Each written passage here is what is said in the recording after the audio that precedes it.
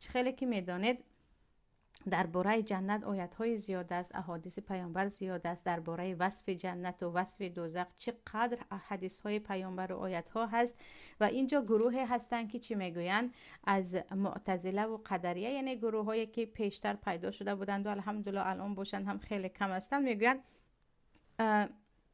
جنت و دوزخ اولا حاضر ساخته نشده است، این ساخته می شود در روز قیامت. یعنی اگر حاضر ساخته شده باشد یک چیز عبث یا گفتیم یک آفرینشی بی معنی می شود.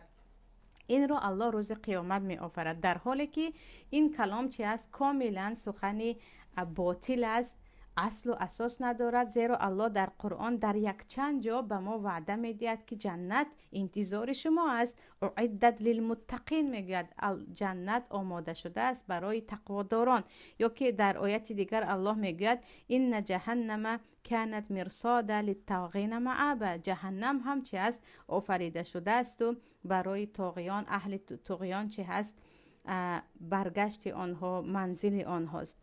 و بالاترین دلیل به اینکه جنت وجود دارد و دوزخ وجود دارد این دیدن پیامبر صلی الله علیه و سلم جنت و دوزخ را، آن هم در چی؟ در شب معراج، در شب معراج و حتی بار در نماز که الان میخوانیم.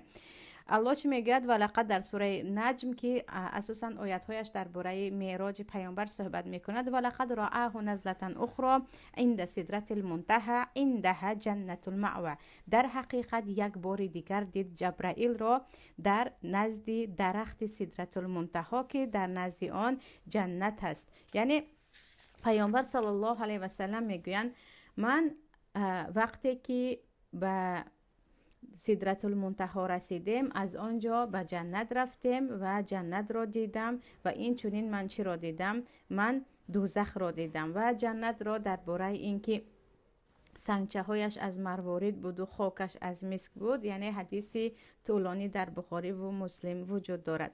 این چنین پیامبر صلی الله علیه و سلم میگویند وقتی که شما در قبر میشوید برای شما نشان داده میشود جایگاهتان در جنت را و جایگاه شما در دوزخ را، که به همین جا تو بعد از حیات قبر می روی وقتی که روز قیامت می شود. یعنی اینها دلالت به چی میکنن؟ به اینکه جنت الان وجود دارد، جنت الان وجود دارد و دوزخ هم الان وجود دارد.